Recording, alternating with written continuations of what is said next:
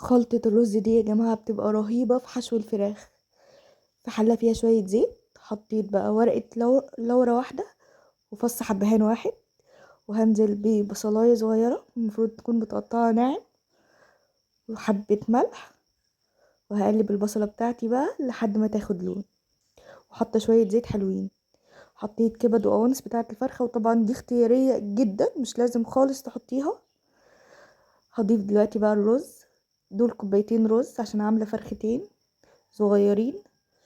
قلبتهم تقليبة حلوة، اضيف بقى ملح، فلفل اسمر، كزبرة، كمون، بس مش هضيف اي حاجة تانية من البهارات.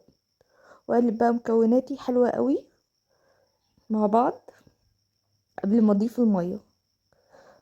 بصوا، بتاخد شوية من لون البصل ومن طعم البصل، فنقلبها تقليبة حلوة، وانزل بنص كوباية مية يا جماعة، مش كتير زي ما انتوا شايفين كده، واسيبها لحد ما تستوي. بعد ما تستوي انا بقى مجهزه لها ايه، مجهزه لها قرن فلفل اخضر، حته كزبره، وحته شمار صغيره. ممكن بدل الكزبره تحطوا بقدونس عادي، تمام. ولو مش عايزين استبعدوا، بس بنحط الاتنين دول بيدوها طعم رهيب يا جماعه، الفلفل، الكزبره الخضراء، الشمار. وبنقلبهم مع بعض، وطبعا ده بعد ما بكون طفيت النار على الرز. كده الخلطه بتاعتي جاهزه، بسيبها لحد ما تبرد، وبعد ما تبرد ببتدي احشي فيها الفراخ بتاعتي. تتبيله الفراخ بقى: معلقتين صلصه، معلقتين صلصه، معلقتين زيت، نص معلقه خل، ليمونه، ملح، فلفل اسمر، بهارات فراخ. بس كده، لكن صدقوني بتبقى رهيبه جدا في شوي الفراخ، بتبقى منجزه معايا وسهله وبسيطه، بس بتخلي طعم الفراخ بجد تحفه.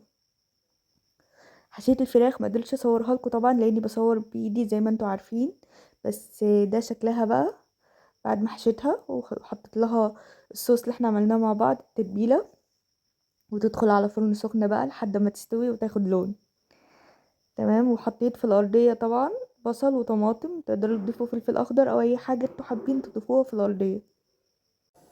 ايه رايكم في الفراخ لما طلعت؟ بصوا، مش عارفه بس الاضاءه كده اهو، ايوه. انا ربطتها وهفكها قبل ما اقدمها، تمام. جربوا الخلطه دي ان شاء الله، ان شاء الله هتعجبكم. وجربوا الفراخ بالطريقه دي بقى، دي فراخ بيضه مش بلدي، والحشيه دي بتبقى حلوه قوي في الفراخ البيضه. انا عملت لكم الحشو بتاع الفراخ البلدي، الحشو ده الفراخ البيضه، اي نوع الفراخ بيضه، فبيبقى بجد يا جماعه تحفه. ونفسي افتحه لكم واوريه لكم من جوه مفلفل. ثواني، شايفين الرز ما شاء الله بالواحده.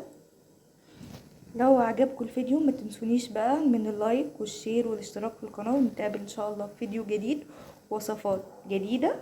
مع السلامه.